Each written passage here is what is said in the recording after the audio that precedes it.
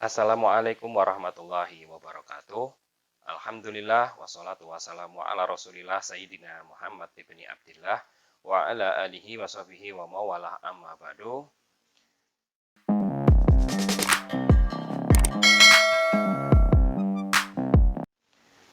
Adik-adik sekalian yang dirahmati Allah Subhanahu wa taala, pada kesempatan kali ini sebelum saya mulai materi, pada pertemuan kali ini ternyata masih banyak di antara kalian yang belum paham tentang apa yang kita bahas sekarang, atau yang belum paham duduk permasalahan dari teologi Islam tersebut.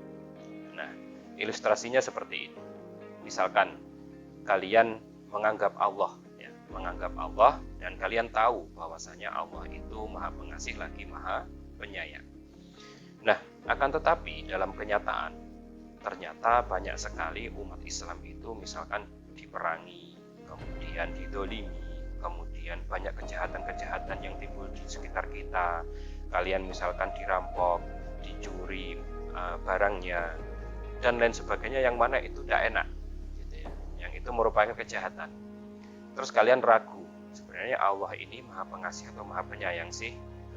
Atau kalian sebelumnya itu dapat melihat, naudzubillah ya ini ya, kemudian jadi buta atau kecelakaan kemudian cacat, yang mana kalian malah menambah beban hidup orang lain, menambah beban hidup orang tua atau keluarga karena harus mengurus kalian dan kalian tidak bisa berbuat apa-apa. Nah, kemudian dalam pikiran kalian itu Allah itu Maha Pengasih atau Maha Penyayang sih? Bener nggak sih Allah Maha Pengasih lagi Maha Penyayang? Kok aku dijadikan seperti ini? Itu salah satu contohnya.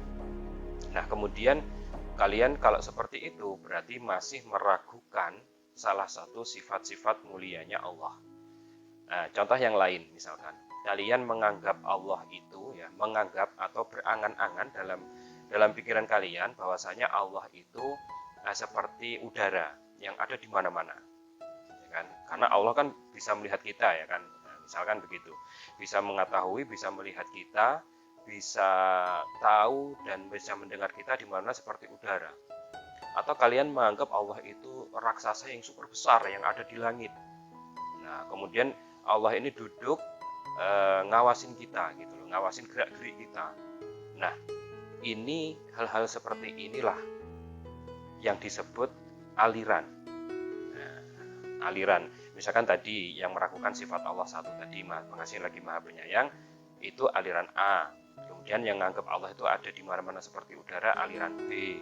Kemudian menganggap Allah itu yang super besar duduk di atas, itu aliran C. Nah, itu namanya aliran. Ya, aliran. Dan orang yang tidak belajar atau tidak mau belajar seperti ini kepada ahlinya, maka dia seperti orang yang, mohon maaf, punya penyakit kelamin tapi tidak mau cerita karena malu. Gitu loh. Terus plus mungkin ngeri ya. Ngeri, apa sih bicarain seperti ngomongin apa sih kamu ngomong seperti ini, yang penting kamu sholat, yang penting kamu baik sama orang lain gitu kan. Nah, maka di dalam mata kuliah teologi Islam itu kita membahas hal tersebut. Aliran-aliran yang akan mulai kita bahas dari materi kali ini itu adalah seperti ABC tadi. Nah, makanya aliran seperti ini tidak ada namanya misalkan tanggal berapa ya mereka itu muncul, misalkan ya tahun berapa ya, minimal tahun berapa lah ya, atau minimal para peneliti itu menganggap awalnya itu munculnya itu dari mana gitu, dari peristiwa apa. Jadi nggak ada pendirinya siapa, seperti organisasi tidak ada. Kalau sekarang kita kan tahunya organisasi gitu. Sedangkan aliran-aliran ini muncul karena ya mereka memahami ayat Quran, memahami hadis Nabi itu berbeda-beda. Padahal Qurannya sama, hadisnya juga sama. Nah, gitu ya adik-adik ya. Jadi yang kita bahas dalam mata kuliah ini adalah apa yang ada dalam pikiran dan anggapan kita tentang Allah, kemudian tentang Nabi Muhammad SAW. Karena kita sangat jauh ya dengan Nabi. Nah, maka kalian juga menerima kabar tentang Nabi, menerima kabar tentang Islam itu juga sudah melewati beberapa generasi beratus-ratus tahun. Nah, maka dari itu banyak sekali penyimpangan-penyimpangan karena itu memang bisa terjadi karena faktor mempertahankan kekuasaan, atau dia itu memang gengsi, nggak mau ngaku kalah, nggak mau ngaku salah, dan lain sebagainya. Nah, maka saksikan video yang sekali ini kita mulai membahas tentang aliran-aliran di masa lalu. Yang mana aliran ini tidak ada sekarang, nggak ada organisasinya, tidak ada. Misalkan kantornya di mana, pengurusnya siapa, tidak ada. Gitu ya, tidak ada. Tapi bekas-bekasnya atau yang mirip-mirip itu sampai sekarang masih ada, dan sampai nanti pun juga akan terus ada. Nah, maka hal seperti ini yang harus kita waspadai. Saksikan videonya sampai habis. Mari mulai kuliah kita pada kesempatan kali ini. Aliran Khawarij adalah aliran yang pertama kali menyimpang dari mayoritas kaum muslimin. Jadi aliran ini memang dia itu yang salah satu yang tidak setuju dengan tahkim, dengan keputusannya Sayyidina Ali. Dan aliran ini merasa benar karena apa? Karena dia merasa bahwa dirinya itu sudah sesuai dengan Al-Quran. Jadi dia sudah merasa sesuai dengan Al-Quran, dia merasa bahwasanya dirinya itu benar dan Sayyidina Ali itu salah, gitu ya. Nah, maka aliran ini dinamakan aliran Khawarij. Kemudian selanjutnya adalah faktor munculnya aliran Khawarij.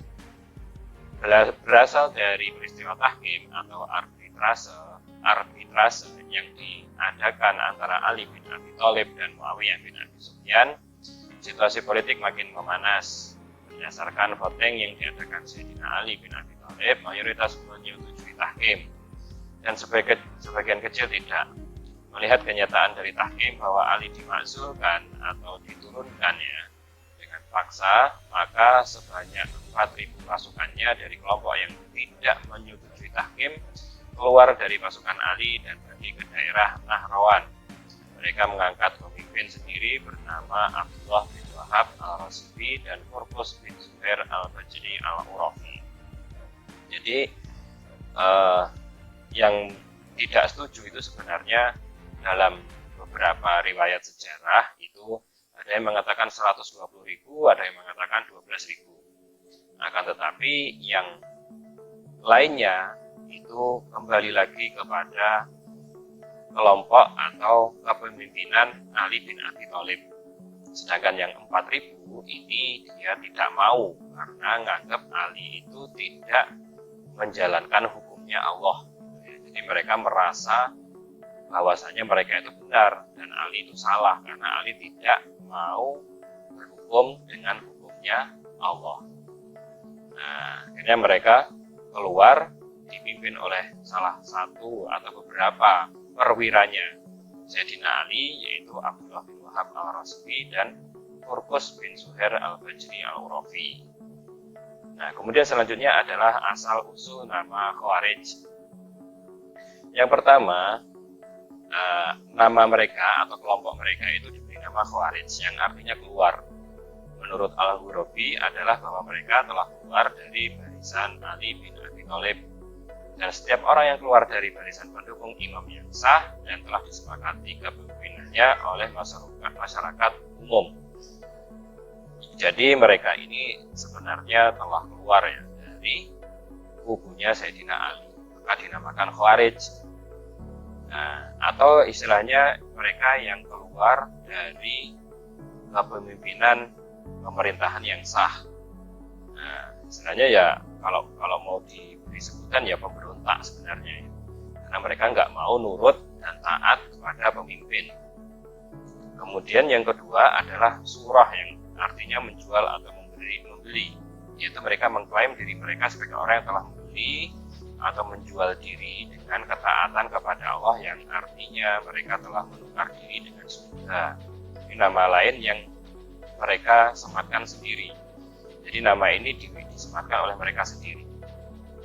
Kemudian yang ketiga namanya adalah Al-Muhakimah, yaitu mereka diberi nama ini sebab semboyan mereka yang utama adalah tiada hukum selain hukumnya Tuhan. Sebab menurut mereka tahkim merupakan pengadilan manusia dan bukan pengadilan Tuhan. Tahkim ini tidak sah dan mereka tidak wajib menaati perintah imam yang berbuat sewenang-wenang. Bahkan mereka wajib keluar dan meninggalkan imam seperti ini. Jadi menurut mereka itu mereka sudah sesuai dengan apa yang digariskan oleh Allah. Makanya mereka sembunyinya tiada hukum selain hukumnya Allah. Dan Ali yang mengadakan tahkim itu tidak berhukum dengan hukumnya Allah. Akhirnya mereka ya tidak mau taat, dan mereka keluar. Jadi mereka merasa benar sendiri, begitu istilahnya. Kemudian yang keempat namanya adalah al-mariqah yang artinya melesat. Julukan ini datang dari musuh dan orang yang tidak senang kepada golongan Khawarij. Arti dari kata di atas bahwa mereka melesat dari agama Islam seperti melesatnya busur dari panah.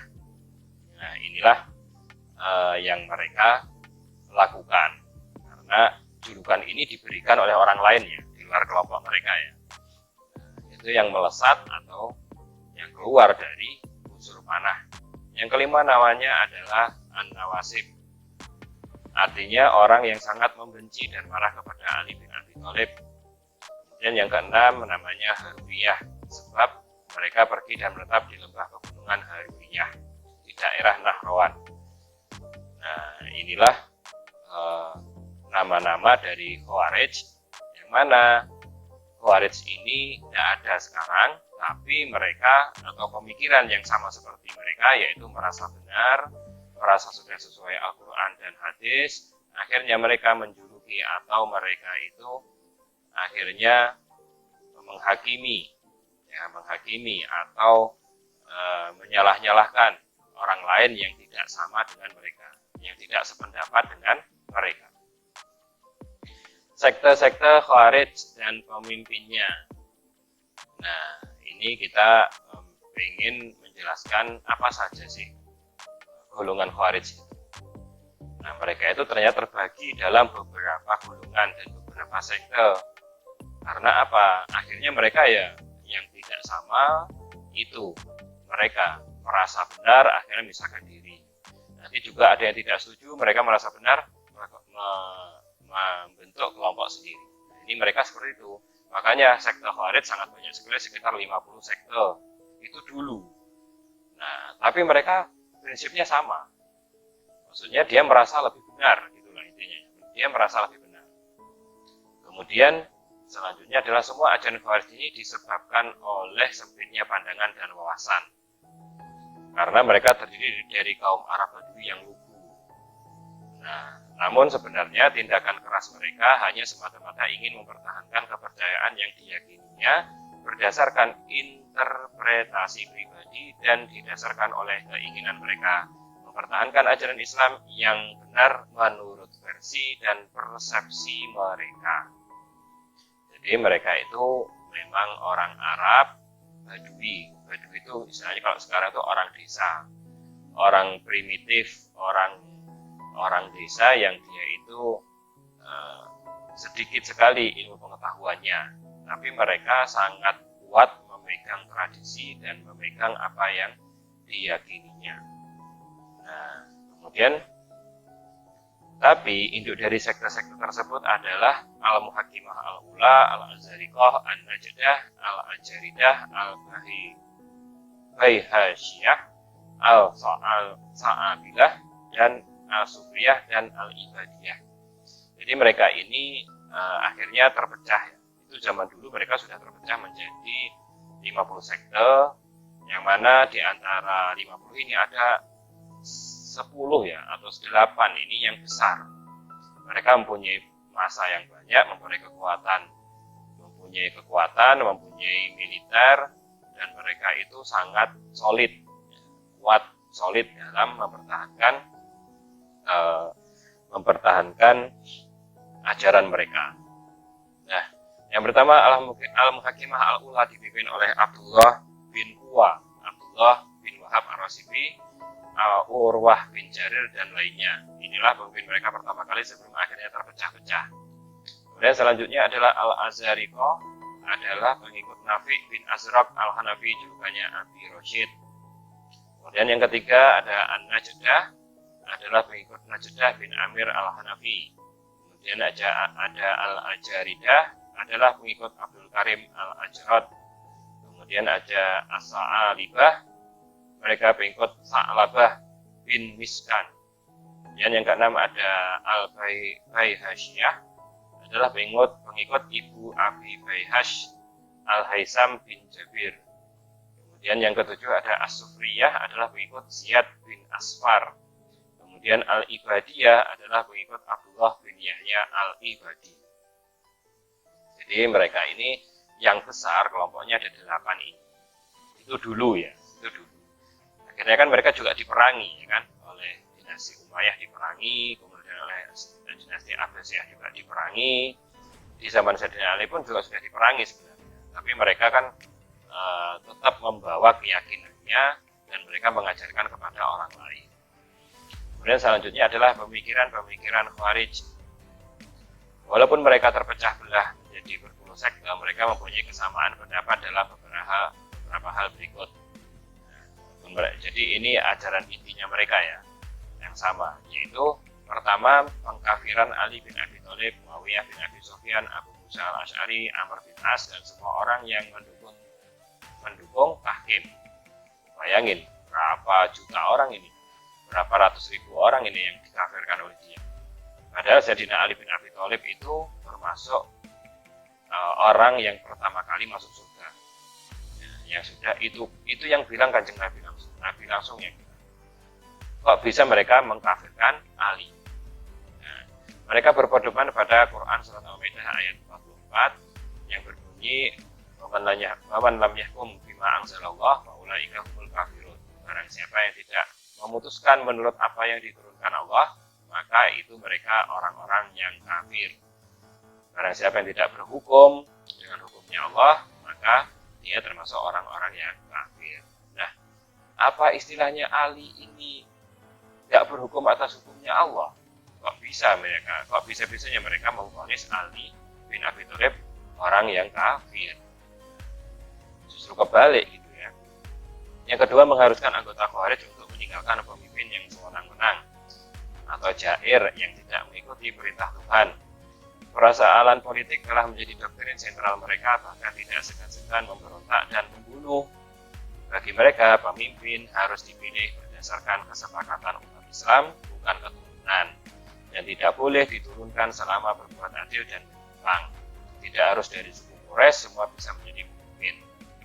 Nah, jadi mereka itu pokoknya kalau melihat pemimpin, entah itu skala bupati atau gubernur atau presiden kalau sekarang ya, kok itu semena-mena tidak menunaikan hak-hak rakyatnya, kemudian tidak adil, maka mereka membolehkan untuk memberontak dan membunuh. Nah, ini sangat berbahaya sekali ya. Nah, terus itu pun mereka yang menghukumi gitu. Jadi misalkan pemerintah ini seakan-akan tidak adil nih, kemudian mereka merasa tidak dapat keadilan, bahkan itu baru praduga saja itu mereka sudah tidak segan-segan memberontak gitu. Tidak segan-segan memberontak. Akhirnya mereka kan berhukumnya itu berdasarkan akal mereka saja gitu, berdasarkan ilmunya mereka saja, bukan ilmu para ulama, bukan. Maka mereka ini juga menetapkan atau mempraktekkan bahwasanya pemimpin itu dipilih berdasarkan voting atau berdasarkan demokrasi seperti sekarang ya. Nah, itu mereka seperti itu. Bukan karena keturunan, sedangkan dinasti Umayyah, dinasti Abbasiyah itu kan kerajaan. Nah, pemimpinnya itu atau presidennya itu ditetapkan itu berdasarkan garis keturunan, bukan karena dia kompeten atau tidak. Ya kalau pas dapat yang kompeten ya baik, warganya itu sejahtera. Tapi kalau pas dapat yang kejam ya sudah wassalam warganya gitu ya. Nah, maka mereka juga tidak mengakui hadis Nabi yang mengatakan bahwasanya pemimpin itu dari suku Quraisy atau sukunya Nabi. Nah, Nabi kan bersabda al-a'immah min Quraisy, bahwasanya pemimpin itu dari suku Quraisy. Tapi mereka tidak mau yang ngakuin itu. Semua bisa jadi pemimpin asalkan adil. Kemudian selanjutnya yang ketiga, mengkafirkan orang yang berbuat dosa besar. Tapi ini hanya sebagian besar, bukan kesepakatan Khawarij secara keseluruhan. Jadi istilahnya ada orang Muslim yang dia itu melakukan dosa besar maka dia kafir. Menurut mereka, sebagian atau kebanyakan menurut mereka seperti itu. Kenapa? Karena orang yang berbuat dosa besar itu tidak menjalankan hukumnya Allah. Tidak nurut sama hukum yang ditetapkan Allah. Kalau menurut dengan hukum yang ditetapkan Allah, maka dia tidak akan melakukan dosa besar seperti berzina, mabuk, kemudian mencuri, kemudian dia berdurhaka sama orang tua dan lain sebagainya. Nah, itu menurut mereka ya. Kemudian Khawarij mempunyai asal-usul yang berkarakter dan berpola pikir keras, radikal, berani serta fanatik dalam mempertahankan pendapat sehingga rentan menimbulkan perpecahan baik eksternal maupun internal. Jadi mereka itu sebenarnya orangnya sangat berkarakter ya, radikal, berani serta fanatik. Rasa fanatik kesukuan berubah menjadi fanatik keagamaan setelah mereka memeluk agama Islam. Jadi setelah memeluk agama Islam, mereka akhirnya memegang atau berpegang dengan Islam kuat. Karena rasa inilah mereka gigih mempertahankan ajaran agama yang benar menurut persepsi mereka atau menurut anggapan mereka. Untuk mempertahankan Islam, mereka rela mengorbankan apa saja, termasuk jiwa, raga, dan harta. Akan tapi rasa fanatik ini tidak diimbangi dengan daya nalar dan wawasan keislaman yang mumpuni. Sehingga dalam menerjemahkan ayat dan hadis, mereka sering memahaminya secara tekstual. Jadi mereka itu berislam ya, berdasarkan Quran dan hadis, tapi secara tekstual. Mereka tidak mau mencerna, mereka hanya tahunya itu yaitu hukumnya. Nah, akhirnya mereka kan kalau seperti itu kan akhirnya setiap kepala itu punya tafsiran sendiri-sendiri gitu ya. Akhirnya mereka terpecah-pecah. Belum lagi yang melakukan dosa besar itu keluarganya misalkan. Tidak terima kalau keluarganya dikafirkan kan. Akhirnya bikin kelompok sendiri. Kalau keluarganya yang lain kalau bikin dosa besar, bikin kelompok sendiri karena nggak mau dikafirkan. Nah, gitu ya. Kemudian selanjutnya adalah bahwa indikasi dari keekstriman ini adalah pemikirannya yang menyatakan bahwa orang yang tidak sepaham disebut sebagai kafir atau musyrik. Orang yang sepaham yang tidak mau berhijrah ke daerahnya juga termasuk orang kafir dan musyrik. Bahkan istri dan anak-anaknya pun juga kafir dan musyrik. Nah, karena kekafiran dan kemusyrikannya inilah mereka berada di daerah perang.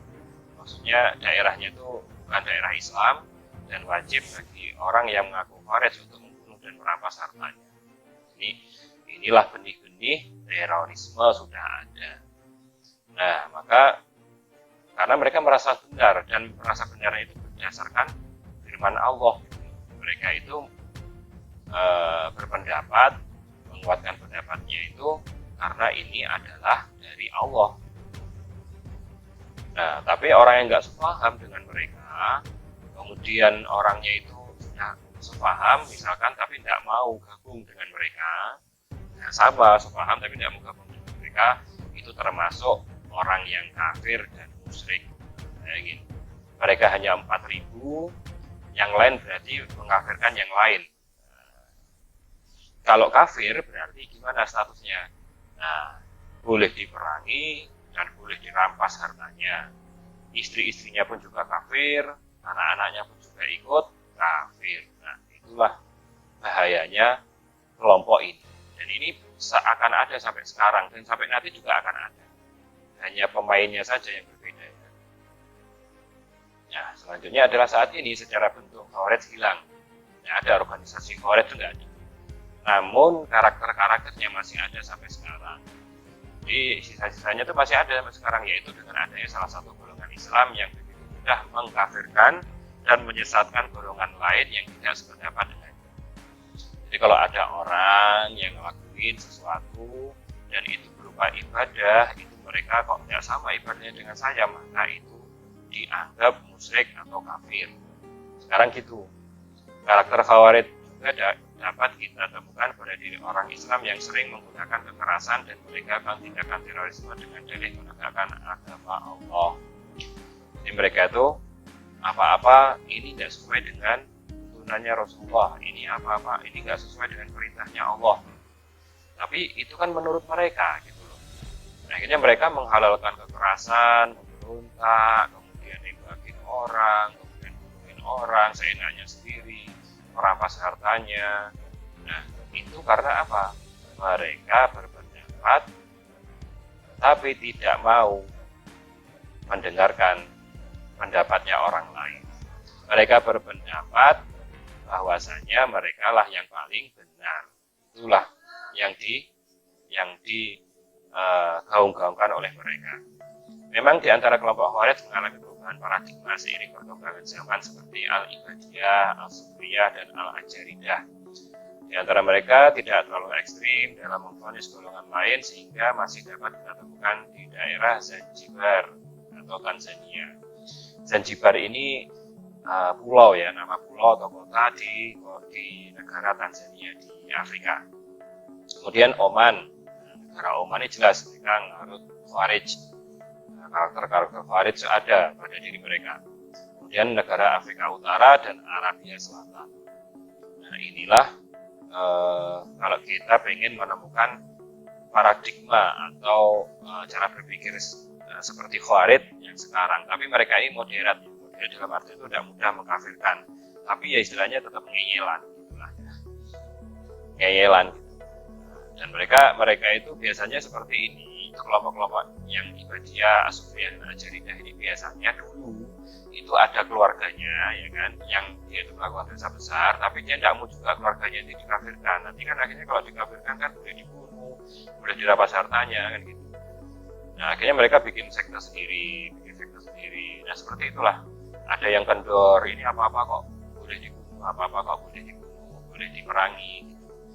Nah mereka tidak mau, akhirnya mereka bikin kelompok sendiri dan mereka itu berkembang ya. Sekarang mereka itu ada di beberapa daerah ini. Nah, bagaimana sikap kita? Yang pertama harus hati-hati dalam memilih guru dan tempat menimba ilmu agama. Jadi ini pesan-pesan penting ya istilah buat kalian, bahwasanya memilih guru itu tidak mudah dalam belajar ilmu agama. Tidak semudah kita ngeklik di search atau pencarian YouTube mau hukum apa udah keluar, nanti ditelan mentah-mentah itu, mentang-mentang yang ada di YouTube itu misalkan pakai subuhan, pakai bawa hadis Rasulullah, bawa ayat Quran, tapi belum tentu benar gitu. Dan tempat menimba ilmu agama di mana tempatnya? Bukan sembarangan menimba ilmu agama ya. Nah, kemudian selanjutnya adalah jangan terlalu fanatik terhadap salah satu guru. Jadi punya guru jangan satu atau salah satu pandangan saja, jangan ya. Kadang kita mendengarkan apa istilahnya pendapat guru yang ini, kemudian dengarkan pendapat ustadz yang ini, jadi jangan hanya satu. Kalau satu nanti merasa paling benar, walaupun kalian belum bisa tahu ya bahwasanya ini benar apa enggak gitu. Jadi istilahnya kalau kita itu sering mendengarkan pendapat itu bermacam-macam, itu ternyata tidak mudah ya. Nah, belajar ilmu agama tidak mudah dan menghukumi sesuatu itu juga tidak mudah. Makanya butuh ahlinya di bidang masing-masing gitu ya. Nah, selanjutnya adalah membuka pikiran dan pandangan terhadap golongan lain dengan tidak menelan mentah-mentah apa yang dipelajari. Jadi kalau kalian itu kalau kalian itu agar tidak ekstrim, itu bukalah pikiran. Ilmu itu luas. Nah, pandangan orang lain juga mungkin benar. Dan tidak menelan mentah-mentah apa yang dipelajari. Pokoknya begini ya begini, pokoknya begitu ya begitu. Nah, makanya susah-susah gampang nyari guru itu. Atau misalkan kalian tidak bisa nyari guru, ya susah gitu ya. Nah, susah siapa gitu. Karena kalian itu masih dalam hati itu yang ada bukan ulama tapi orang lain. Maksudnya begini, generasi milenial itu yang ada dalam hatinya, yang ada dalam pikirannya itu adalah artis gitu ya, artis Korea, yang mana akhirnya itu berdampak pada cara berpakaian kalian, cara ngomongnya kalian, cara dandannya kalian. Nah, kenapa? Karena dalam hati kalian itu tidak ada ulama yang kalian anut. Kalian orang pesantren itu juga kayak gitu, nggak ada ulama yang dianut gitu. Terus kalian juga masih berjiwa muda gitu kan, kalian masih berjiwa ingin tahu, ingin nyoba gitu, ingin nakal gitu lah ya. Maka kalau pengen nakal itu, pengen aneh-aneh, direm, dikurangi dan ganti di dalam hati itu diganti. Jangan artis, jangan selain ulama. Kalian mau pengen kayak Rasulullah juga belum tentu bisa, gitu kan? Karena kalian nggak pernah lihat Rasulullah, nggak pernah lihat sahabat. Yang kalian lihat itu adalah ulama-ulama sekarang. Ya. Bagaimana cara mereka berpakaian, bagaimana cara mereka bergaul, makan, minum, ketemu orang, ngobrolnya gimana, gitu loh. Nah, kalau seperti itu kan kalian akan mempunyai patokan, bagaimana kita beragama atau bergaul dengan orang lain. Selanjutnya perluas pergaulan dan perbanyak diskusi, sebab ilmu itu luas dan tidak sempit. Nah, kadang diskusi itu perlu ya, bukan sok-sokan. Kalian baru istilahnya ngomongin tentang Allah, ngomongin tentang Nabi, tentang hadis, nanti ada teman untuk bahaya saiki gitu kan. Sekarang sudah bergaya dia, tentang kuliah di kampus IAIN, kalian sok-sokan ngomongin hadis sama agama, lu nggak apa-apa. Ini justru orang yang kayak gini nih yang goblok ya, bilang gini ya. Justru orang yang gini ini yang istilahnya dia itu, karena dia nggak tahu juga gitu loh. Misalnya ini, mohon maaf ya, ini orangnya ini nggak pernah tersentuh agama, nggak pernah sholat, taunya itu ya hanya main-main saja. Nah, terus kalian minder di yang gitu, ya jangan minder. Kenapa? Karena yang ngomongin kalian ini orangnya juga bodoh, nggak tahu apa-apa, dia lebih bodoh dari kalian gitu. Kalian yang belajar agama ya harus tahu dan harus mau ngomongin itu. Kemudian selanjutnya adalah jangan membalas vonis mereka kepada kita, tapi nasihatilah. Kalau kalian itu dimusyrik-musyrikkan atau disalah-salahkan oleh orang lain dari apa yang kalian amalkan, ya kamu salah, amalan ini tidak betul, ini tidak sesuai Nabi, amalan ini tidak betul, tidak sesuai Nabi gitu. Jadi dia merasa yang paling sesuai Nabi, padahal dia nggak pernah hidup bareng Nabi, enggak gitu kan. Nah, sebab yang seperti itu dia baru anyar-anyaran, baru ngerti agama, dia merasa paling benar gitu. Nah, makanya sebab Nabi bersabda, kenapa kok kita jangan membalas?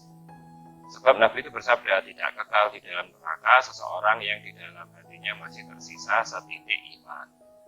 Riwayat Abu Daud dan At-Tirmidzi dan Ibnu Majah.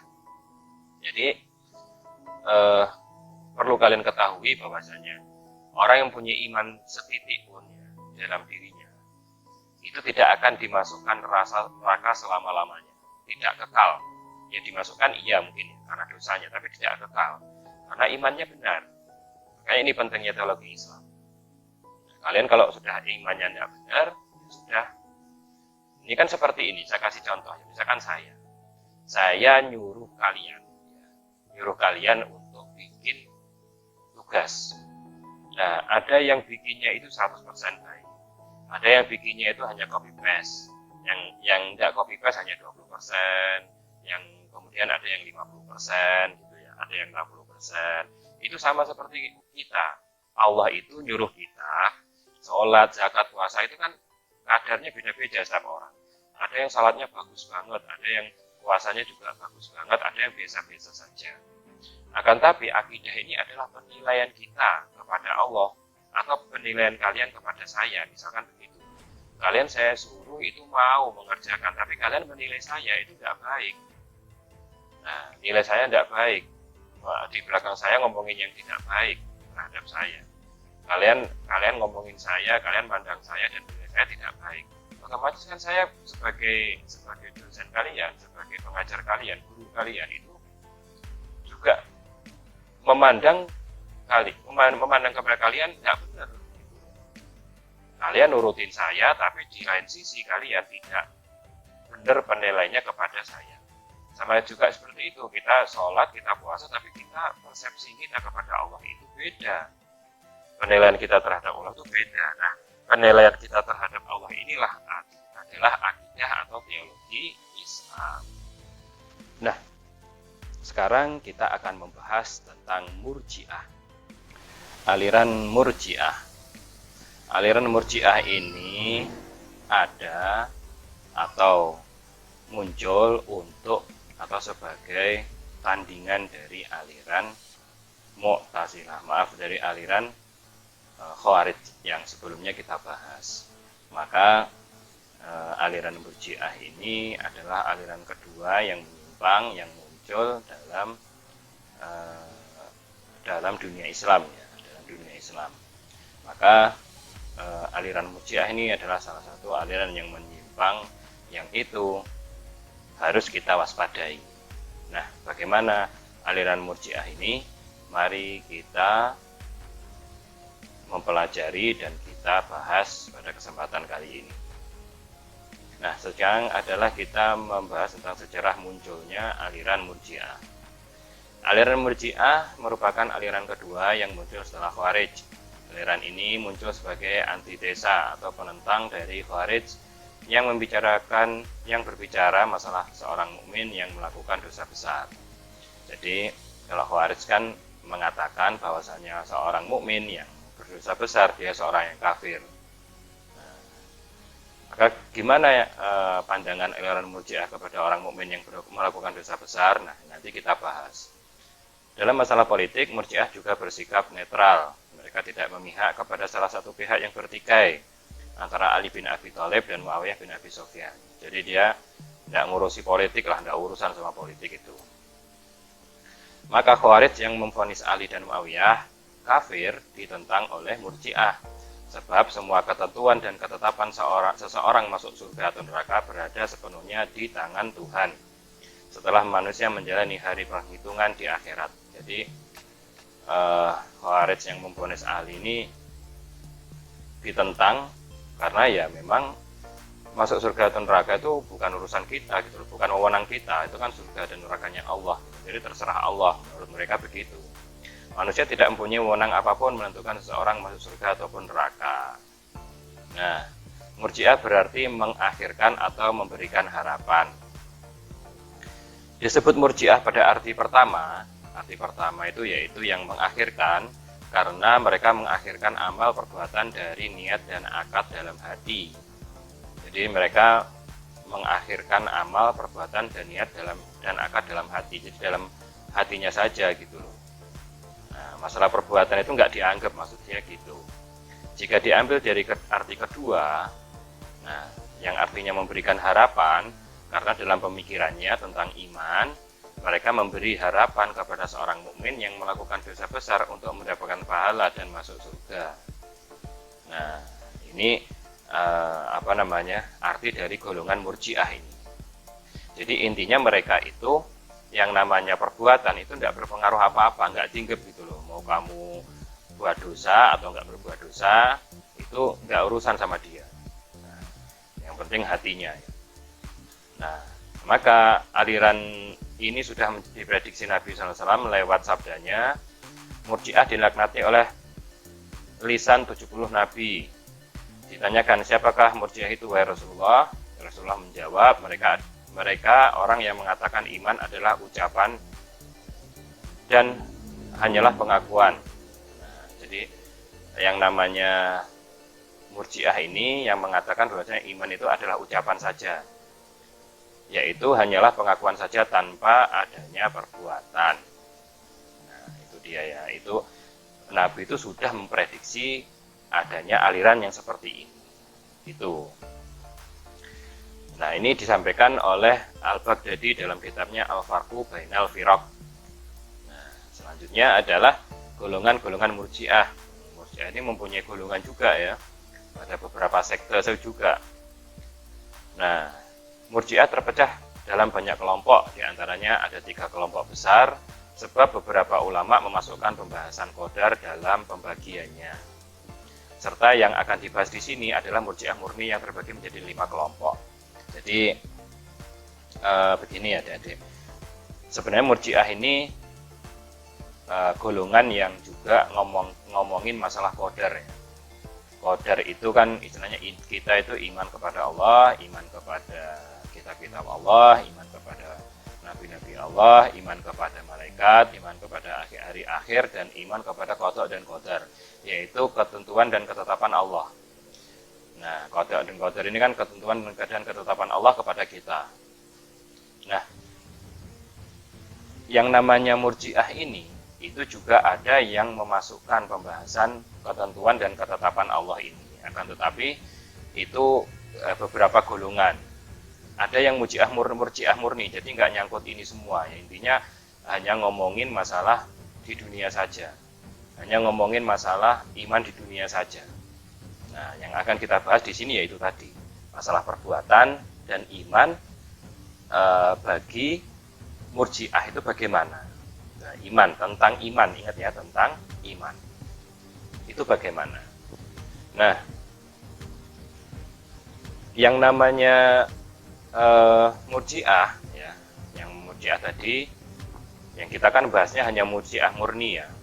Tidak bahas murjiah golongan yang mencampur adukan antara iman kemudian antara ketetapan dan keputusannya Allah, antara qadar.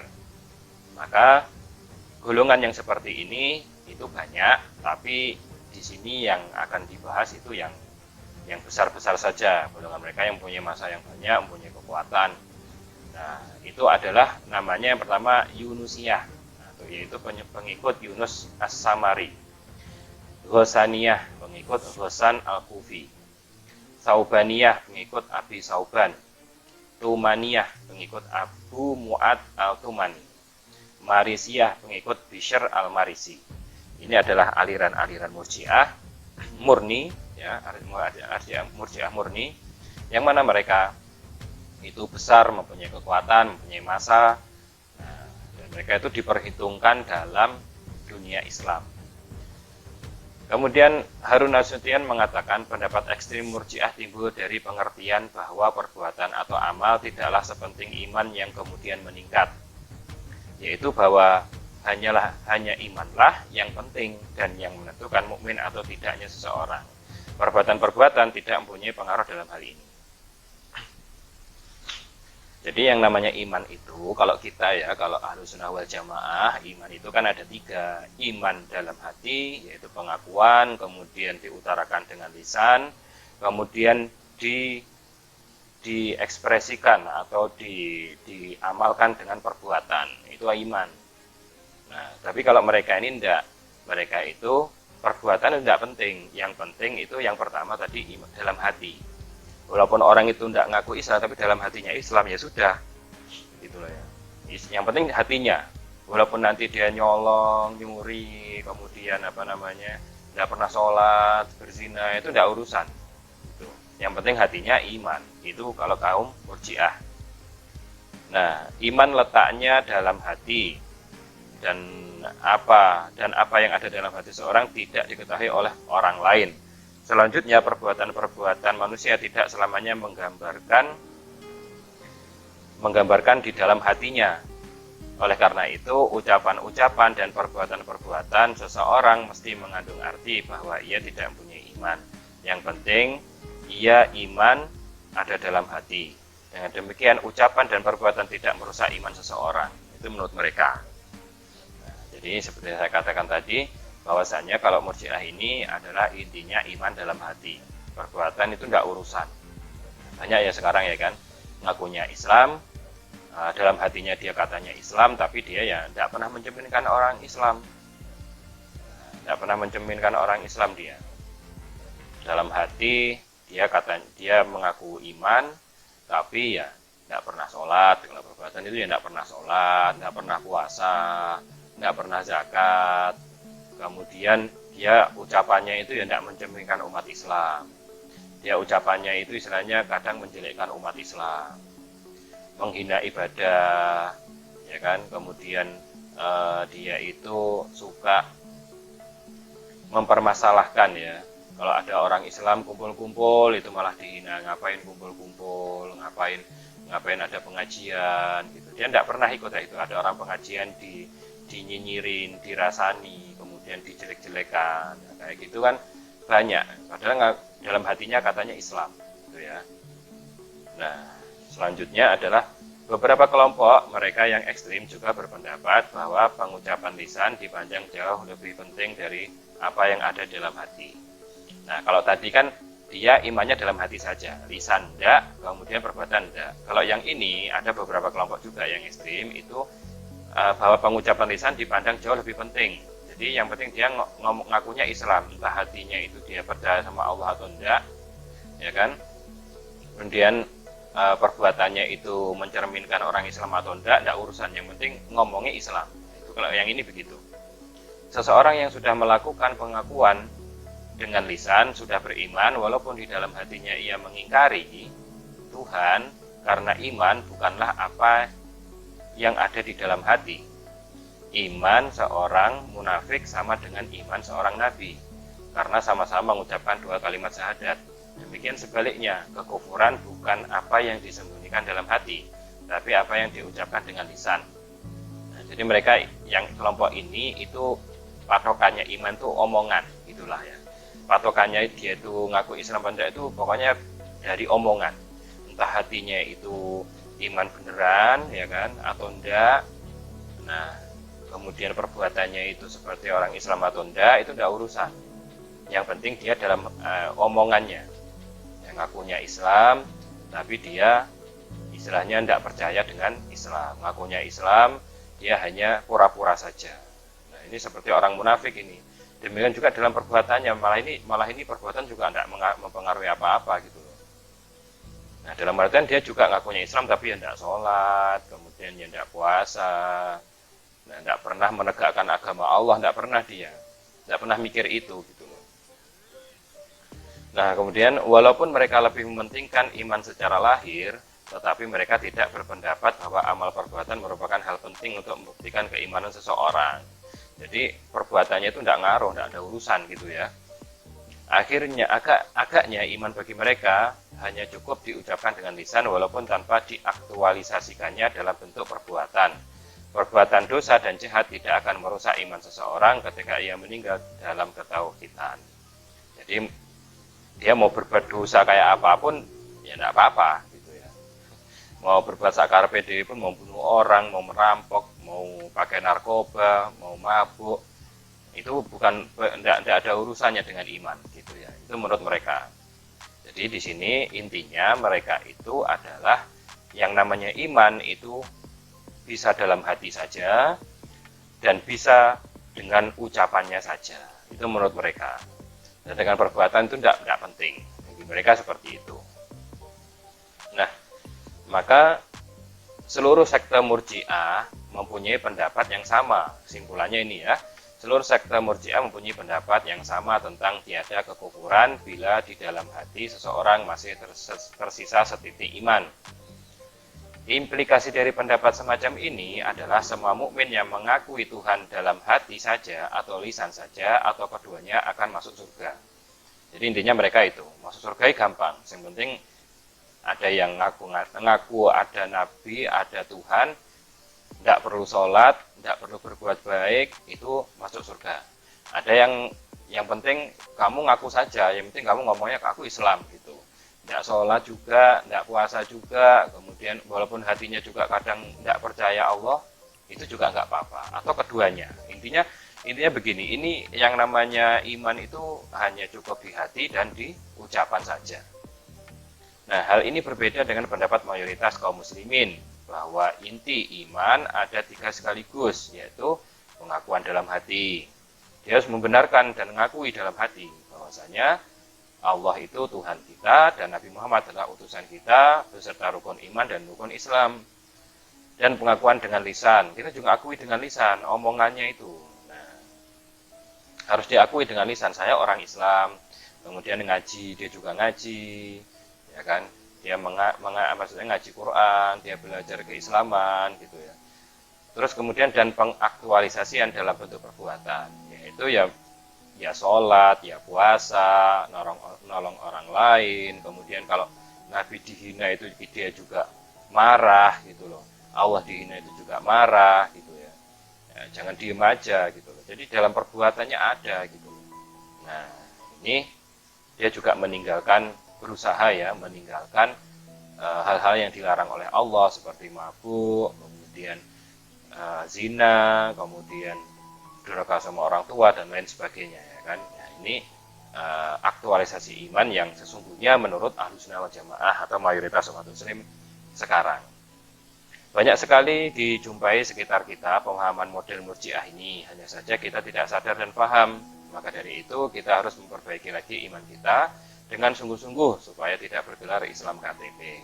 Jadi masih banyak kalau di sekitar kita itu namanya alirannya bukan murjiah ya, tapi sama seperti murjiah ini. Ya dia nggak pernah ngaji, masih ke dukun gitu misalkan ya, dia masih suka ke dukun, masih minta bantuan dukun. Kalau dia itu ada perlu apa-apa mesti konsultasinya ke dukun gitu loh. Jadi dia itu ngakunya Islam gitu, dalam hati atau dalam lisan ngakunya Islam, tapi ya nggak pernah sholat atau sholatnya kadang-kadang tapi masih sering ke dukun gitu kan. Nah itu sekarang masih banyak kayak gitu. Nah nggak percaya sama Allah gitu loh, atau percayanya itu ya istilahnya nggak sempurna, nggak 100% gitu. Nah aliran seperti ini sangat meresahkan ya, sangat meresahkan karena apa? Dia nganggap bahwasanya syiar Islam itu tidak penting gitu loh. Syiar Islam itu maksudnya menunjukkan bahwasanya Islam itu ada di situ. Nah, contohnya apa menunjukkan Islam adanya di situ? Ya sholat Jumat, kemudian sholat jamaah, kemudian tabligh akbar kayak gitu ya. Syiar saya Islam, Maulid Nabi, haul, kemudian dia itu belajar agama keislaman, hadir-hadir di pondok pesantren, di pengajian-pengajian, itu kan istilahnya syiar keislaman kan muncul di daerah itu. Nah, dia nggak mau ikut itu sama sekali gitu loh, nggak mau percaya kayak gitu-gitu sudah. Dia urusannya sendiri terus, dunia terus yang diurusin, nyari uang terus yang diurusin gitu loh ya. Nah, Murji'ah adalah kelompok umat Islam yang berakidah cacat. Jadi akidahnya itu cacat, tidak sempurna, sehingga sangat berbahaya apabila tetap berkembang di masyarakat. Hendaknya kita berakidah berlandaskan ilmu ya, bukan hanya ikut-ikutan saja. Jadi memang gunanya kita belajar teologi Islam itu mengidentifikasi, salah satunya ya, mengidentifikasi aliran-aliran di sekitar kita yang mana itu tidak benar. Nah, tapi kadang kita kan tidak tahu gitu loh, kita tidak tahu dengan hal tersebut, makanya bahaya juga seperti ini. Nah, kita harus sampaikan, kita harus terjelaskan gitu. Jangan kita ikut-ikutan saja. Saya yakin kalian teman-teman sekitar kalian tuh seperti itu juga gitu loh. Ya istilahnya dia kalau tangga baik lah, tapi ya sholat nggak pernah gitu kan, puasa ya nggak pernah atau kadang-kadang saja, atau bahkan dia itu istilahnya waktu bulan Ramadan malah main judi gitu kan, macam-macam lah.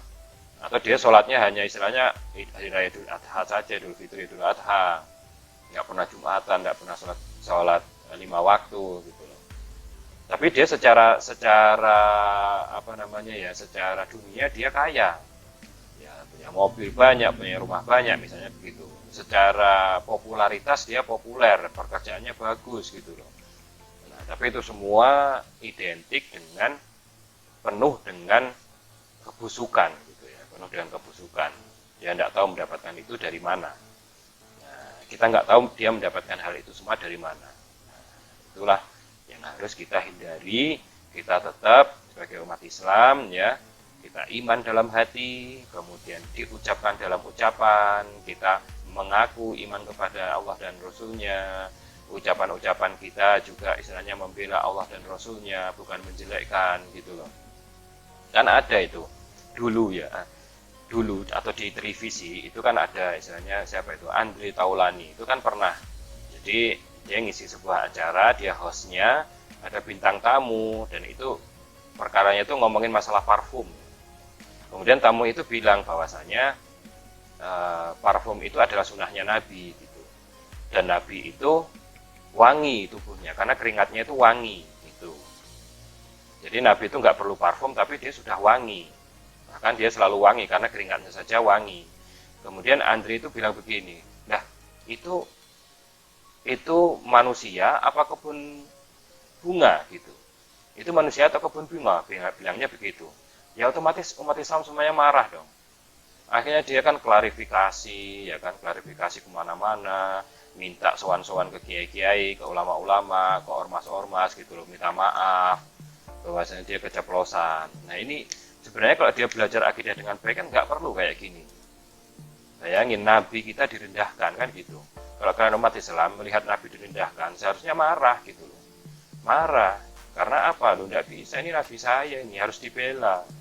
Marah gitu loh. Tapi marahnya kan nggak harus merusak. Tapi kan istilahnya nggak terima. Kita harus ingkar kayak gitu tuh. Masa Nabi disamakan dengan kebun bunga gitu kan? Ini sangat tidak etis sekali dan sangat tidak masuk akal. Ini mencederai pemahaman kita dan keimanan kita kepada Nabi Muhammad SAW. Nah, inilah yang dapat saya sampaikan pada kesempatan kali ini. Semoga mudah dipahami. Kalau tidak paham, silahkan kalian nanti tanya di grup WA. Saya sudah sediakan waktu untuk bertanya kepada saya tentang materi kuliah kita ataupun yang berkaitan dengan akidah yang ada di sekitar kita. Demikian yang dapat saya sampaikan. Terus semangat ya untuk belajar online. Assalamualaikum warahmatullahi wabarakatuh.